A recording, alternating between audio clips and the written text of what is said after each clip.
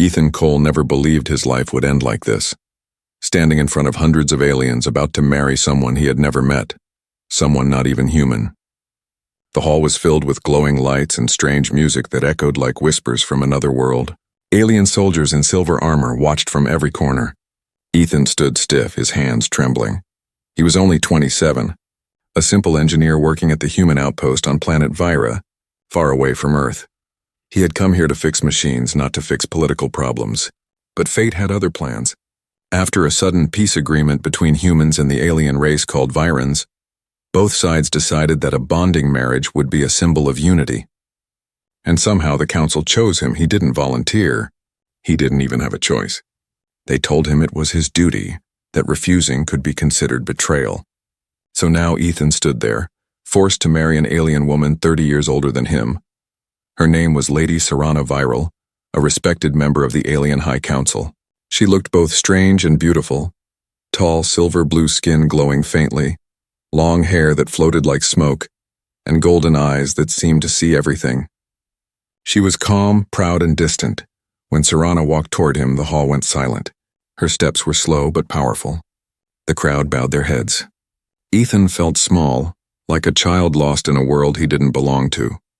He wanted to run, but soldiers blocked every path. The priest began to speak in the alien language, a rhythm of soft clicks and deep tones. Ethan couldn't understand, but he knew what was happening. The translator device on his neck whispered the words into his ear. "Do you, human Ethan Cole, accept this union in peace and duty?" He hesitated. His throat was dry. The crowd watched in silence. Even Serana's golden eyes were on him, steady, unreadable. He whispered, I do." The hall erupted in a low hum. The ritual light circled them both, binding their hands with glowing threads of energy. The translator said it was the bond of harmony, something sacred among the Virans, but to Ethan it felt like a chain, beautiful, but unbreakable. When the ceremony ended, the crowd clapped in their strange alien way, by pressing their palms against their hearts. Ethan looked at Serana. She looked back, not with hatred, not even with emotion. Just silence. It was almost worse than anger. Later that night, Ethan sat in the room given to him in Serana's grand alien palace. The walls pulsed faintly, alive with biolight. He stared out at the alien city glowing under 3 moons. He couldn't believe this was his life now. Then the door opened quietly. Serana entered wearing a long robe that shimmered like mist. "You are uncomfortable," she said in calm, slow English. Ethan turned sharply. "Uncomfortable? You think? I was forced into this. I didn't even— You think I wanted this?" She interrupted softly. "This is not your punishment, human, nor mine. This is survival." Her tone wasn't cold, it was tired, almost sad. Ethan didn't know what to say. For the first time he saw something in her eyes. Not arrogance, not power. But pain. Before leaving, she said quietly, "Do not judge me too soon, Ethan Cole. The stars have strange plans." Then she walked away, her steps echoing softly like fading light. Ethan sat in silence for a long time. The glowing threads of the marriage bond still faintly shone around his wrist, pulsing gently with his heartbeat. He looked at it, wondering what kind of future it had just tied him to. Outside, thunder rolled across the alien sky, and a storm of blue lightning flashed across the horizon. Ethan closed his eyes and whispered, "What have I gotten myself into?" Far away, deep beneath the city, a hidden chamber came alive.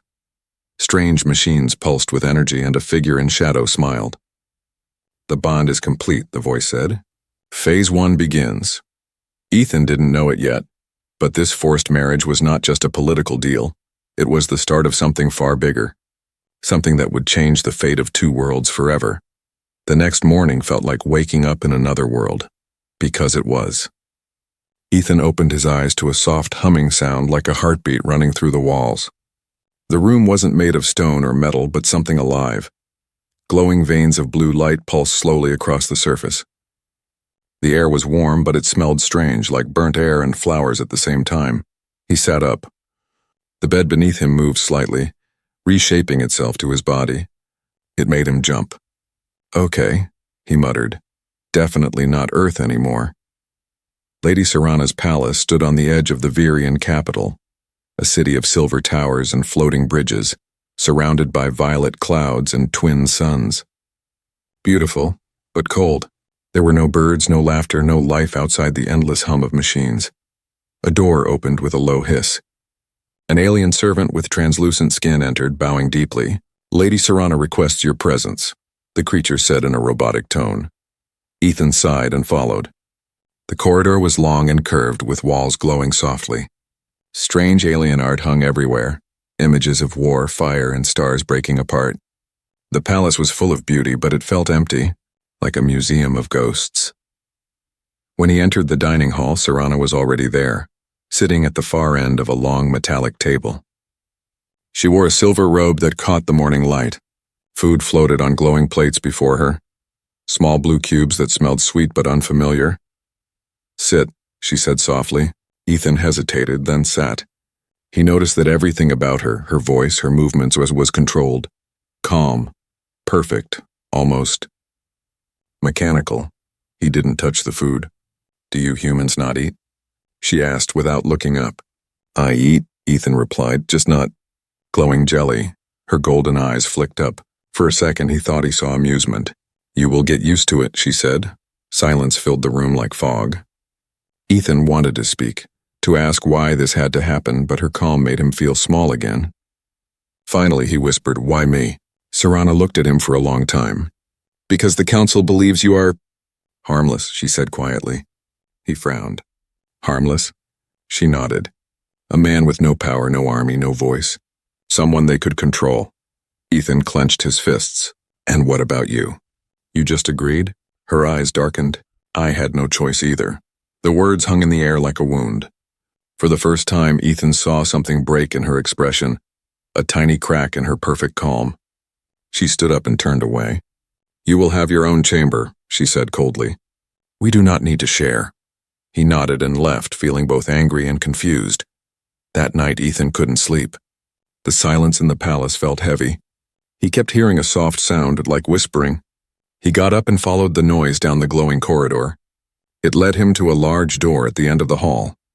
It opened by itself. Inside he found Serrana standing before a large hologram. The image showed burning worlds, planets exploding, fleets of alien ships moving through the stars. Her face was calm, but tears shimmered on her cheeks. Ethan froze. He didn't mean to spy, but the sight made his heart ache. She suddenly turned, eyes glowing faintly. "You should not be here." I heard voices," he stammered. "There are no voices," she said, then sighed softly. "Only memories." Ethan stepped closer. "Those planets, what happened to them?" She looked back at the hologram. "They are gone. Because of us," her voice broke. "The Virans destroyed them. Entire colonies. I was there. I commanded the fleet." Ethan stared in shock. "You led the attack?" "Yes," she whispered. "And now they make me marry a human to pretend peace exists." For a moment, neither spoke. The hologram flickered, showing Earth's image for a second, tagged with Virian writing. Ethan's blood ran cold. "That's Earth, isn't it?" She quickly deactivated the screen. "Forget what you saw," she said, voice sharp. "It's not what you think." Before he could ask more, she walked past him and left the room. Ethan stood alone in the dark, heart pounding. What had he just seen? Why was Earth in their files? And why did Serrana, a woman of power, seem so broken inside? He looked at the empty doorway and whispered to himself, "She's hiding something." But what? Outside, lightning struck again, painting the city blue.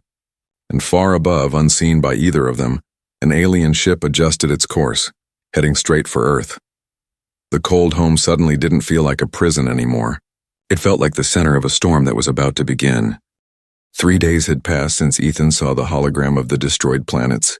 He hadn't spoken to Serrana since that night. The palace was silent, and even the servants avoided looking at him. The air felt heavy, like something was waiting to happen. Every morning, the alien city outside shimmered beneath 2 suns, but to Ethan, it all looked the same. Cold, metallic, lifeless. He spent his time walking through the palace halls, trying to understand this strange world. The walls whispered, the lights pulsed, and sometimes he felt as if the palace itself was watching him. That morning, Ethan wandered into the courtyard garden, a place that looked surprisingly peaceful. The air smelled of silver rain, and strange plants glowed with soft blue light. For the first time since the wedding, he felt calm. He bent down to touch one of the plants, but it suddenly shrank back, glowing brighter. A small spark jumped out and burned his hand. "Damn!" he hissed, pulling back. Before he could move, a soft voice spoke behind him. "Do not touch them when they are awake." It was Serana. She stood there, wearing a long white robe that shimmered in the sunlight. For the first time, she wasn't wearing her usual crown or armor. She looked softer. Ethan looked down at his burned hand. The skin was red and stinging. "Guess I didn't get the memo," he muttered. Without a word, Serana moved closer and gently took his hand. Her skin was cool, almost electric. She closed her eyes. Her palms began to glow, a deep silver light that spread across his skin. The pain vanished instantly. Ethan stared, wide-eyed. What did you just do?" "I healed you," she said simply. Her tone was calm, but her eyes gave away a flicker of something deeper. Fear, or maybe exhaustion. Ethan couldn't tell. He took his hand back slowly. "You can heal with energy?" "Not energy," she said softly. "Life itself." He didn't know what that meant, but before he could ask, a loud explosion shook the ground. The garden lights flickered. Somewhere inside the palace, alarm screamed in alien tones. Ethan's instincts kicked in. What was that? Serana's eyes narrowed. A reactor breach. Without hesitation, she ran inside. Ethan followed. The hallways were glowing red with warning lights. Smoke filled the air. A group of alien soldiers tried to control the damage. Sparks rained from the ceiling. One of the energy cores had ruptured, and the chamber was flooding with plasma light. "If it exploded, it could destroy the whole palace. Get back!" A guard shouted at Ethan. "It's unstable." But before anyone could react, Serana walked straight toward the glowing core. "Are you crazy?" Ethan yelled. She didn't answer. Her hands rose slowly, and the same silver light began to surround her. The plasma flow bent toward her as if obeying her command. The whole room trembled. Her body floated slightly above the ground. The light grew brighter, swirling like a storm. Everyone froze, staring in shock. The heat faded, the alarms went silent. And then with a deep pulse, everything stopped. The core stabilized. The danger was gone. Serana landed gently, her body trembling. The silver light vanished, leaving faint scars on her arms. Ethan ran to her. "You could have been killed." She gave a weak smile. It would not be the first time. He looked at her closely. There was power in her, something ancient, something no human could understand. And for the first time, Ethan didn't see her as an enemy or a stranger. He saw her as someone who carried too much pain, too much responsibility. "Why didn't you let them help?" he asked quietly. "They cannot," she replied. "My energy is different. It is forbidden to use." "Why?" "Because it comes from a time before the Virans were gods." The way she said it made his skin crawl. Before the Virans were gods? What did that even mean? Serana looked at him, her eyes soft now. "You shouldn't have seen this, Ethan. The council will ask questions. Promise me you'll say nothing." Ethan hesitated. "And if I don't?" She turned away. "Then both of us will die." For a moment, silence filled the chamber. Only the hum of the repaired core remained. As she walked past him, her robe brushed against his arm. He felt a faint pulse, a heartbeat that wasn't his. Something was linking them together, something beyond the bond the council forced upon them. When she was gone, Ethan stood there in shock.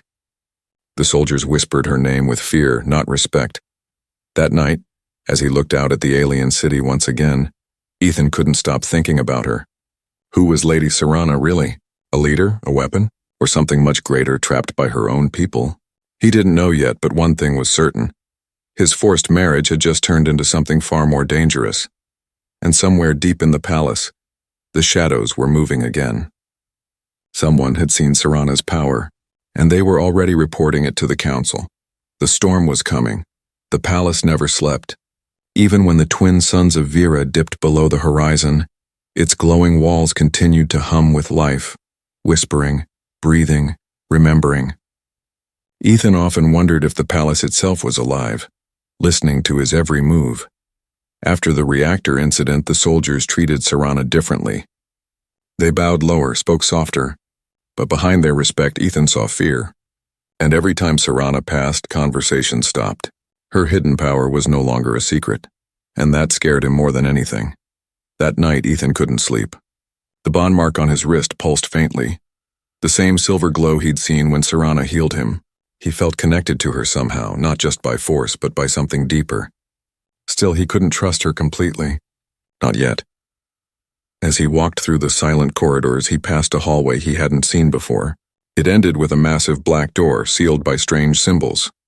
Unlike the rest of the palace, it didn't glow. It absorbed light. Something about it called to him, like a whisper he couldn't ignore. He hesitated. Then he remembered Serana's words. "Promise me you'll say nothing." He took a breath.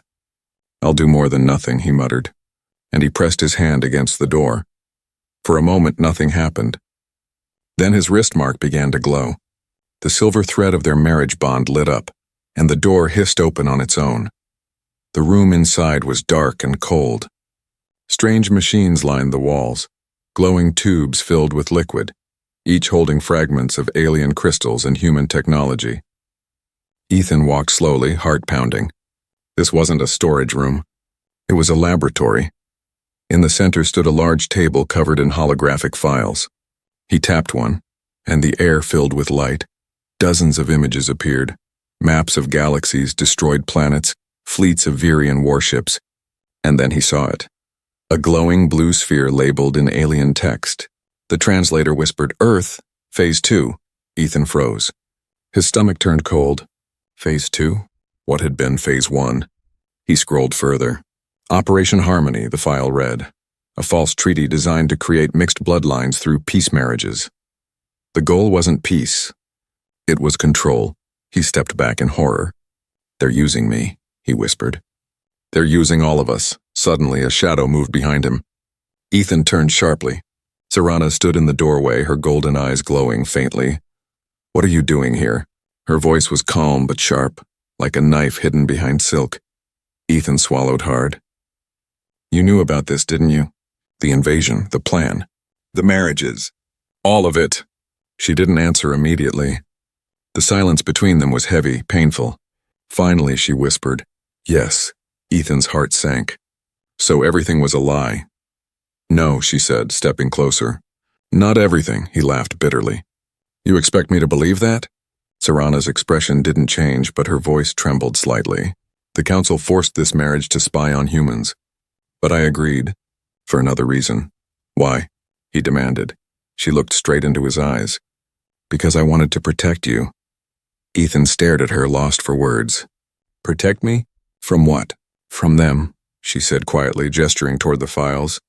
"The council is planning to rewrite humanity. Your DNA, your will, your history, everything. The hybrids they create will serve only the Virans." Ethan shook his head in disbelief. "And you're just telling me now?" "I couldn't tell you before," she said. "They watch everything I say. The palace listens. Even now it hears us." She waved her hand and a strange hum filled the air. The walls shimmered and suddenly the room went silent. "A sound barrier," she explained. "They can't hear us now." Ethan looked at her differently now. Her face looked tired, older, almost human. "Why are you helping me?" She looked down. "Because once, long ago, I loved someone who believed peace was possible. And he died because of it." There was a long pause. The lights of the machines flickered like stars around them. Ethan finally said, "Then we stop them, together." Serana blinked, surprised. "You would risk your life for this?" He gave a small, grim smile. "Seems like it's already been taken from me once." For the first time, she smiled back. Not her usual cold smile, but something real, something fragile. "Then we begin tonight," she said. As they turned to leave, a faint red light blinked in the corner, a small drone hidden behind the machinery. Its single eye glowed as it recorded everything. Far away in the council chamber, a shadowy figure watched the feed in silence. "So," the voice hissed, "she betrays her kind for a human." The figure smiled. "Let her play her little game. Soon she will have no world left to protect." That night, as the twin moons rose over Vera, Ethan and Serana prepared to do the impossible. Steal the truth from the most powerful empire in the galaxy. And somewhere deep inside the palace walls, their every step was being watched. Night had fallen on Vira, and the twin moons hung like pale eyes above the glowing city. The palace slept under its hum of silver light. But two hearts inside it stayed awake, bound by danger, and something that neither of them could yet name. Ethan stood beside Serana in the dark laboratory. Staring at the files they had stolen from the Council's main server, the data shimmered in blue light between them, millions of codes, maps, and secret transmissions. It was more than proof. It was a weapon. They will kill us if they find out, Ethan said softly. Serana nodded. They already suspect. The Council never sleeps. For hours they worked silently, copying fragments into a small crystal drive. Every few minutes Serana would glance at the door, her golden eyes sharp, alert. Despite her calm voice, Ethan could see the fear behind it. Not fear for herself, but for him. Once we have this, Ethan whispered, we can warn Earth. We can stop them. Her gaze lingered on him for a moment. You still think your people will believe you? He sighed. Maybe not, but I have to try. There was a long silence. Then she said quietly, You are strange, human. Most men in your place would already be dead from fear. Ethan gave a small smile. Maybe I'm too stupid to be afraid. That made her laugh. A real, soft laugh, the first he had ever heard from her. It sounded almost human. For a brief moment, the walls of duty and difference melted. They stood close, sharing the faint glow of the data around them. Then Serana spoke again, her voice gentle but firm. You must understand, Ethan. The Council believes humans are weak, emotional, predictable. But that is also your greatest strength. You feel what they cannot. You care. Ethan met her eyes. And what about you, Serana? What do you feel? She looked away. I feel tired. Later that night, they moved through the palace corridors, hiding the crystal drive inside a small drone. The plan was simple. Send it to a contact in the human embassy orbiting Vira. But nothing ever went as planned. When they reached the outer courtyard, a patrol of guards blocked their way. Serana raised her hood. Follow my lead, she whispered. The guards bowed quickly when they saw her. My lady, one of them said, orders from the Council. No one leaves the palace tonight. Why? She asked calmly. There was a data breach. Security protocols have been activated. Ethan felt his blood run cold. Someone already knew. Serana's tone turned sharp. Are you accusing me of betrayal? The guards lowered their heads. Never, my lady, but the Council requires all movements to be monitored. She nodded slowly. Then I will return to my chambers. As they turned away, Ethan whispered, They're on to us. Yes, she said quietly. And someone close is feeding them information. Hours later, they sat in her private chamber, lights dimmed. The sound barrier hum filled the air, cutting them off from surveillance. Ethan stared at the small glowing drive in his hand. If we can't send it now, what's the point? We wait, she said. Patience wins more wars than fire. He studied her face. She looked tired again, lines of worry faintly visible on her silver-blue skin. You shouldn't have to fight this alone, he said softly. I am used to being alone, she replied. Something in her voice made him reach out. Slowly, carefully, he placed his hand over hers. She didn't pull away. Her fingers were cool, almost weightless. For a moment, neither spoke. Then she whispered, In my world, touch is forbidden between ranks. But you never follow rules, do you? Ethan smiled faintly. Not the ones that make no sense. Her eyes met his, glowing like gold fire in the dim light. For a heartbeat, the war, the fear, the galaxy itself vanished. There was only them, two souls, human and alien, sharing something they couldn't explain. But the moment didn't last. A faint beep from the door broke the silence. A message flashed on the wall. Council summons Lady Serana. Immediate. Her eyes widened. They know. Ethan stood. Then we run. No, she said firmly. Running will make us guilty. We face them together. He shook his head. They'll kill you. She looked at him, and for the first time he saw tears in those golden eyes. If I die, you must survive. The truth must reach Earth, promise me. He clenched his jaw. I won't leave you. Promise me, Ethan. After a long pause, he whispered, I promise. She smiled faintly, placing her hand on his cheek. Then whatever happens next, remember, I chose you. Not the Council. Not the duty. You. Before he could speak, the door burst open. Soldiers in black armor stormed in, weapons raised. Lady Serana Viral, their leader barked, you are under arrest for high treason. Ethan tried to fight, but a stun beam struck him. The last thing he saw was Serana standing tall, eyes blazing with silver light as she shouted, Do not touch him. Then everything went black. Far above the palace, in the cold sky of Vera, a signal left the planet. Small, hidden, and unstoppable. It carried only one message, they know: darkness. That was the first thing Ethan felt when he woke up. A thick, choking darkness filled with a faint metallic taste. His head pounded. His wrists were tied with energy cuffs that pulsed faintly against his skin. The air smelled of rust and ozone. He tried to move, but pain shot through his body. "Where am I?" he whispered. A cold voice answered from the shadows. "You are inside the detention wing of the Virian High Council." Ethan looked up. Through the dim light, he saw a tall alien guard watching him, silver armor gleaming faintly.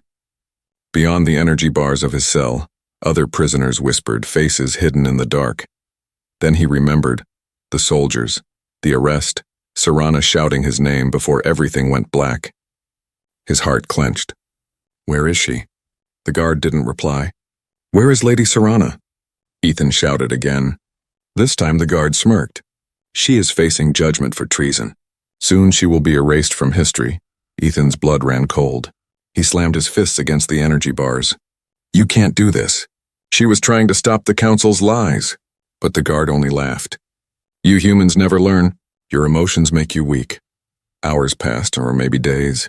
Time felt meaningless. The cuffs burned whenever he moved, sending tiny shocks up his arms. Then one night the lights flickered. A faint sound echoed, footsteps soft but urgent. "Ethan," whispered a voice. He turned. It was a figure in a dark cloak, hood pulled low. For a second, hope rushed through him. "Serana?" The figure shook their head and pulled back the hood. It was Terran, one of Serana's closest advisors. A half-human Virian hybrid who had always treated Ethan with kindness. "Terran." "You're alive, help me. We have to save her." Terran looked around nervously. "You don't understand. The council knows everything. They intercepted your signal to the human embassy. Someone betrayed you both." Ethan's heart sank. "Who?" Terran hesitated. "It was someone inside the palace. Someone she trusted." Before Ethan could ask more, alarms blared through the prison. Red lights flashed. Guards shouted orders. Terran stepped back quickly. "I'm sorry, Ethan," he whispered, eyes full of guilt. "Forgive me." Ethan froze. The realization hit him like a blade. "It was you." Terran's expression hardened. "They would have killed me if I refused. The council promised freedom and power. You think Serana's dream of peace could ever work? It was a fantasy. Terran..." Ethan's voice shook with anger. "She believed in you." "I never asked her to," Terran snapped. "She was too blinded by her guilt. You humans were just her excuse to rebel." The guards rushed in. Terran turned toward them and shouted. "He tried to escape. I stopped him." Before Ethan could protest, he was hit with a stun blast that sent pain ripping through his body. The world spun into darkness again. When he woke again, he was no longer in the cell. He was inside a courtroom, circular, vast, glowing with violet light. The council sat above him, their faces hidden behind masks of silver. Serana stood in the center, her hands bound by energy chains, her head held high. Ethan could barely move. 2 guards held him still. A deep voice echoed through the chamber.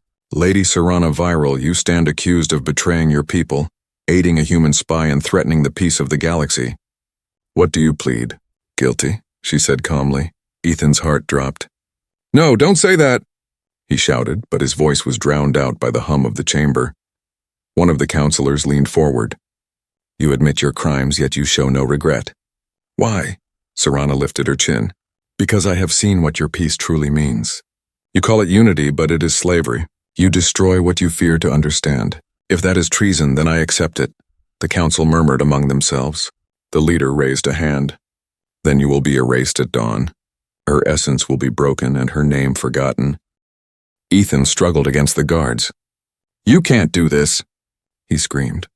But they held him tighter. Serana turned her head slightly, her golden eyes finding him. Even in chains, she looked powerful, calm, radiant, unbroken. "I told you not to come back for me," she said softly. "But you did anyway." Her voice carried a hint of a smile. "Humans, always stubborn." Tears blurred Ethan's vision. "I'm not letting you die for this." She shook her head gently. "Then live for it." A flash of light surrounded her as the guards dragged Ethan away. He shouted her name again and again until his voice broke. Far above, on the edge of the Virian sky, the twin moons began to eclipse, casting the city in shadow. And in that darkness, a new plan began to form in Ethan's heart. He had lost everything, but he wasn't done yet. If Serana was to die at dawn, then dawn would never come. The twin moons hung low over Vera, half hidden behind black storm clouds. The palace lights dimmed as the city prepared for dawn, the hour of Serana's execution. Inside his dark cell, Ethan sat on the cold floor staring at the small mark glowing faintly on his wrist, the bond mark that once tied him to her. It pulsed softly like a heartbeat. Hers, he whispered. You're still alive. He couldn't explain it, but he felt her. Weak, fading, but not gone. The bond was still there, and that meant hope. Ethan looked around the cell. 2 guards stood outside, half asleep. Quietly, he slipped a thin piece of metal from his boot, something he'd hidden since his engineering days. A small trick from a human world long forgotten. Moments later, the cuffs sparked and broke. The guards didn't even notice until it was too late. Ethan moved fast, pure instinct, pure desperation. Within minutes, he was free. He didn't know where to go. He just followed the pull in his wrist, the faint silver heartbeat guiding him through the palace corridors. The closer he got, the stronger it became. At last, he reached a massive door glowing with red light. The erasure chamber. Beyond it, Serana was chained to a central pillar, her body surrounded by energy rings. The council watched from above, their cold masks gleaming in the dim light. Ethan burst into the room. "Stop this," he shouted. The guards raised their weapons, but Serana's eyes widened. "Ethan, no." The council leader rose. "The human refuses to die quietly," he said. "End him." Energy bolts flew. Ethan dove behind a console, grabbing a fallen guard's weapon. He fired back, wild, untrained, but desperate. Sparks filled the air. The room shook. Serana screamed, "Ethan, don't! You can't fight them." He looked at her, eyes burning. "Then tell me how to save you." She hesitated and then whispered, "The core." Ethan turned. At the far end of the chamber stood the Virian core, a massive crystal engine that powered the entire city. Its light pulsed like a living heart. Serana's voice echoed weakly, "Destroy it, and the council dies with it. But you'll die too," he said. Her eyes softened. "I was dead the moment I chose your world over mine." Ethan's chest tightened. "No, there has to be another way." The council leader raised a hand. "Enough, erase them both." Energy surged around Serana. She cried out in pain as the machine activated. The core roared, glowing brighter. Ethan ran, straight into the storm of light. He grabbed the control lever and pulled with all his strength. Circuits exploded, throwing him across the floor. The core flickered wildly, its energy spinning out of control. The council shouted in panic. The ground cracked beneath them. Ethan crawled toward Serana, his hands bleeding. He reached her, pressing his forehead to hers. "You saved me once. Now it's my turn." She tried to speak, but he silenced her with a trembling hand. "You said humans feel too much. Maybe that's our strength." Tears glimmered in her golden eyes. "Ethan, if the core explodes, both our worlds will burn. Then let's rewrite the ending." He looked down at their wrists, the bond marks glowing in sync. Slowly, he placed his hand over hers. Their energies merged, light pouring from their joined palms. Serana's eyes widened. "What are you doing?" "Sharing the power," he whispered. "You're not dying alone." The bond flared, silver and gold intertwining. A wave of light tore through the chamber. The council screamed as their energy dissolved into dust. The core shattered. The sky outside erupted in silver fire, and then silence. When the light faded, the palace was gone. The city was still. Only ruins and dust remained. High above, among the clouds, a single escape pod drifted toward space. Inside it, a small data crystal glowed, carrying the combined memories of Serana and Ethan. Their voices merged in a single message. Peace cannot be forced. It must be chosen. Let this be the beginning, not the end. Weeks later, a human salvage ship found the pod floating near Earth's orbit. When they opened it, the data projected a final image. A man and a woman, human and alien, standing hand in hand beneath twin moons. The image faded, leaving only a small glowing mark. 2 silver lines crossed together. No one knew what it truly meant. But across both worlds, stories began to spread.